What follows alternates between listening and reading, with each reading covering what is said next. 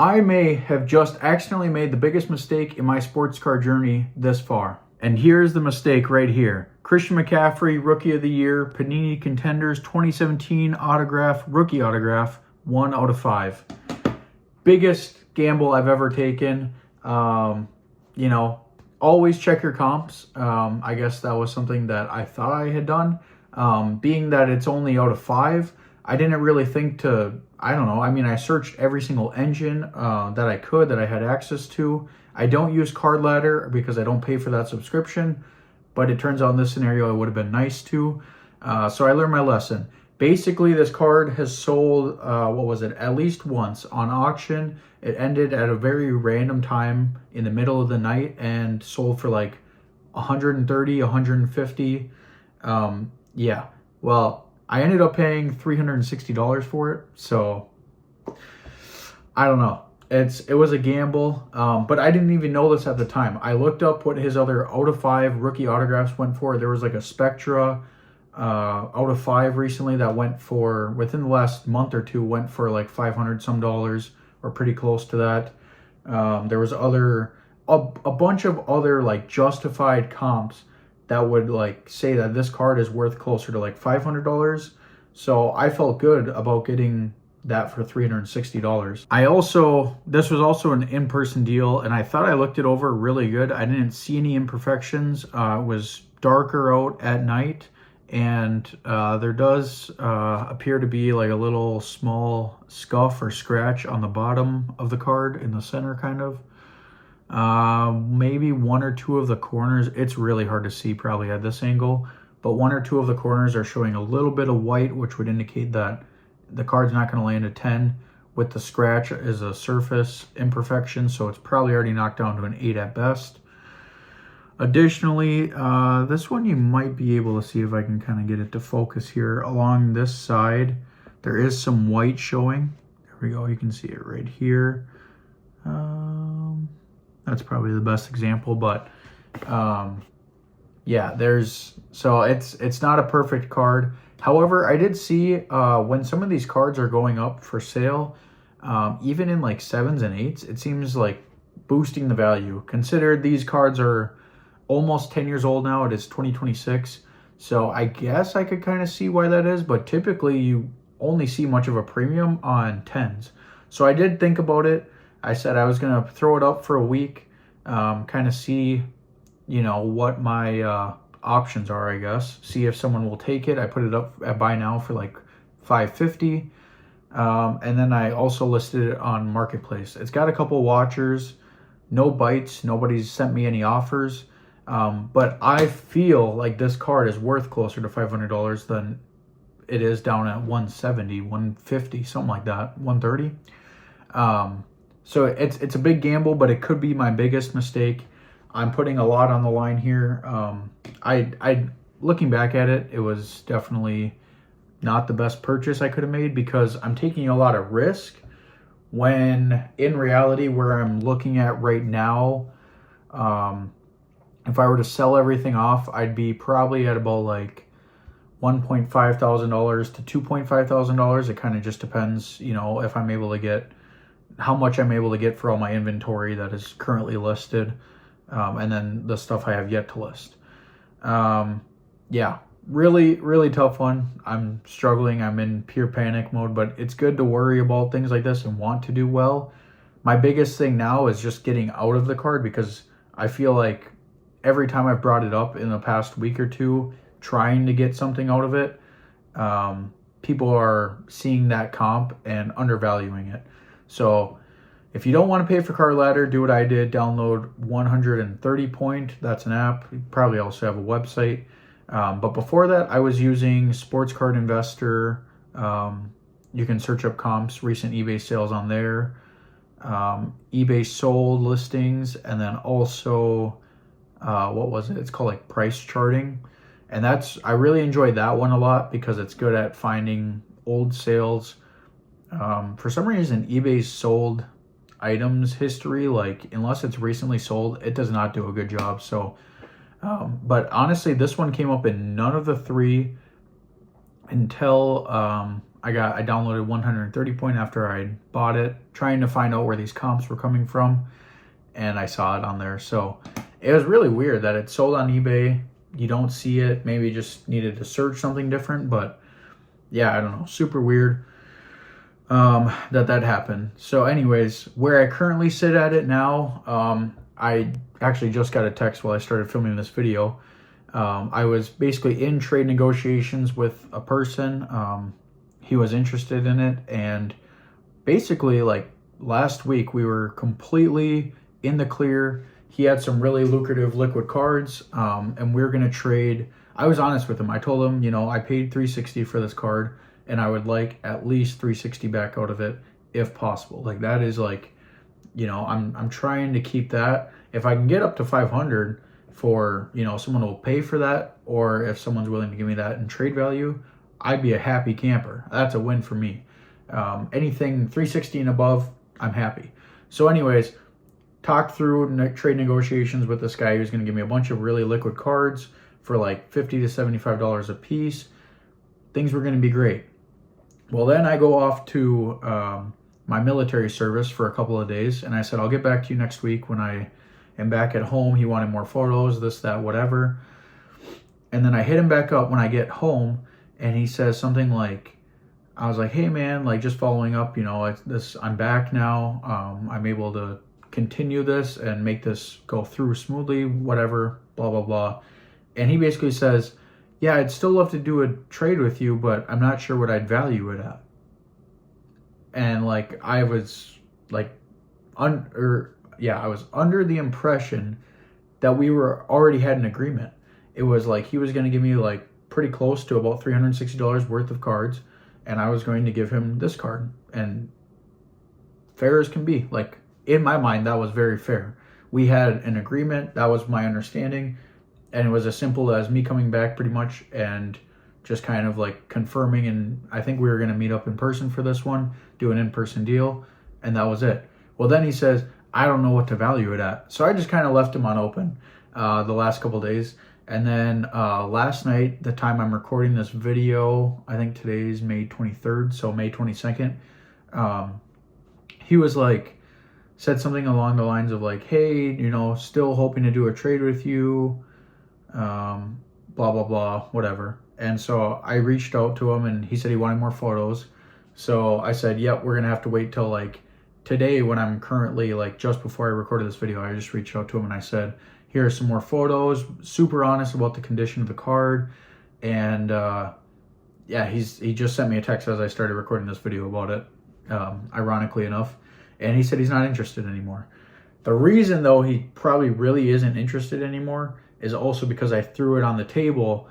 I downloaded Veriswap. I've heard that's a really good way to trade your cards without hopefully getting scammed, I guess. I don't know. I don't really want to just blindly trust someone and trade cards, but it sounds like this is a good app. So I downloaded that.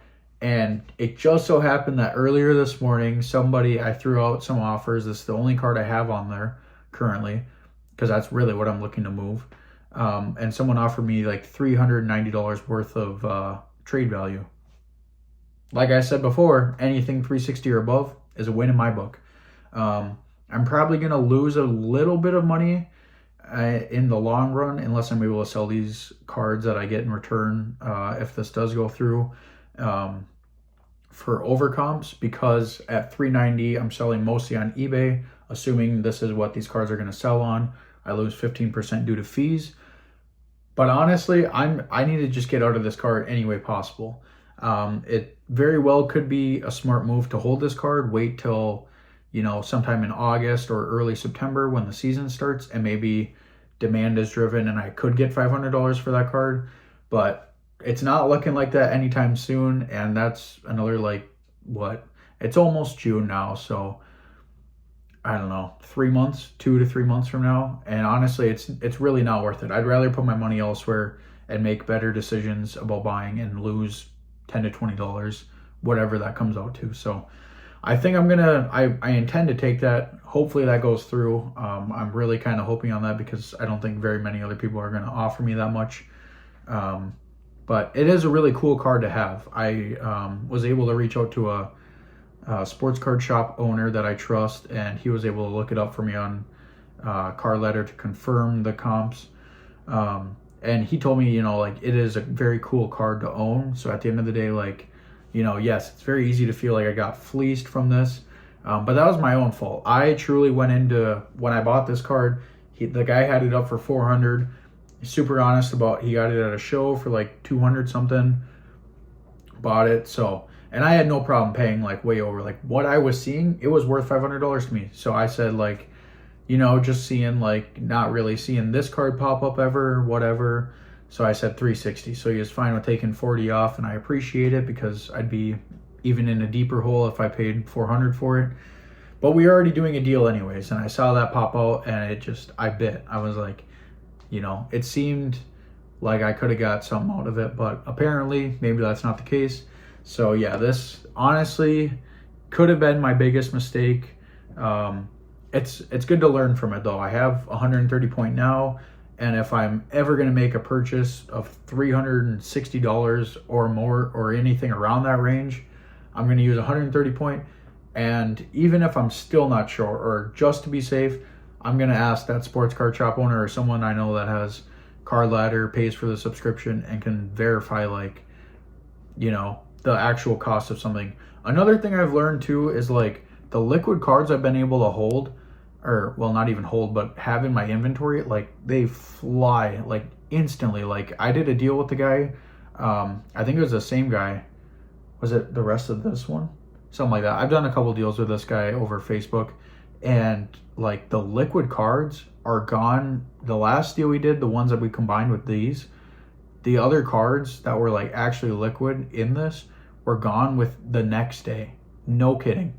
And then the previous time we did a deal, the cards I think I got from him for that were gone within like 3 days. So I definitely know where I need to, like, kind of focus my attention, and go back to liquidity and things that sell more often, because I think the biggest issue with this is people see this one sale back in October of like 2025, and they see it was for like $130. Now, unless you're specifically saying, okay, it was an auction, so like you had to have the right kind of buyers within a 7-day period, and then also the last minute bidding happened at 2-3 in the morning, which is, for even California, that's like midnight. And assuming 5 out of 7 days land within the work week, it probably landed on a weekday. It could have landed on a weekend night, but even then, like, there's not going to be people. I'm not staying up every night till 3 a.m. trying to make sure I get some good steal on eBay. Now, it is a smart thing to do to look ahead, see what's ending overnight, and maybe putting something on there, because you can find, that is a really good way to find steals. However, you're not going to be the only person thinking that way. So I don't know, like, it's really hard to say, but this is what we're going with. Hopefully we can get this trade done so I can get out of it and move on from it. But yeah, I just wanted to share that, get that off my chest. It makes me feel a lot better sharing it, kind of providing clarity and just being honest with you guys. I think that's like one of the biggest issues, is a lot of people are not honest in this hobby, or don't share like the bad experiences or the downsides to stuff. And it happens to everybody. So I don't know why it doesn't get shown, or there's not light on it more often, because that is the reality of trying to flip resell sports cards, and you get burnt. You definitely do get burnt once in a while, but maybe I'm getting out of it with a little bit of upside, or even breaking even. So that is a win in my book. At least that's a plan for right now. But just know, like, if I didn't get this one guy that's willing to trade with me, or this other guy on Facebook that was trying to do a trade and then all of a sudden is like, oh, I'm not so sure now. Like, that is a very real scenario, that this other person could have never said anything, and now I'm only working with just this one guy that was originally interested, and now he's not even sure what to value this card at. I guess it's kind of tough, because that's the price you pay with being honest, but I'd much rather be known as someone that's honest, keeps their word, and can be trusted, versus, because these people are more likely to do deals with me in the future, or there's always a chance I could, versus trying to say, oh yeah, this is in perfect condition, and just fleece someone else. That's the only like way or thing I don't want to happen to someone else, is they feel like I scam them in some sort of way. And that's exactly the thing I made sure didn't happen with the guy that sold me this card. It was, I went in, he sent me a whole bunch of inventory, and I picked that one out and said, that's one of the cards that I want, and I was $360 for, and he was available. So I did share that with him afterwards, kind of let him know, like, hey, just so you know, I didn't go over any of the imperfections. I don't want to be that type of person. Maybe he already knew about them. But I did show him the comps and let him know, like, hey, you were a little high on this, but unfortunately it didn't really matter too much because he was already into it for 200 something. So even then he already paid over comps for it, and then so did I. So I just let him know, and I said, but like, I remain hopeful. I said, I believe in this card. I think that there is, like, I don't think this card is worth $130. I'll tell you that right now. There's no way. And then with other out of 5, when you get a Spectra or like unparalleled like thing versus Panini contenders, is where you get a lot of true rookie autographs from. It doesn't compare. So if those are selling for $500, I think this card truly is still worth like $500. But a lot of people are skeptical when a card like this doesn't sell all the time. They see that one sale, they get worried about it. So I'm going to try to back out of this as soon as I can and move on and learn from it. But maybe I could get $500 at some point. Who knows? Thank you so much, guys, for watching. I appreciate it. Have a good rest of your day. Peace out.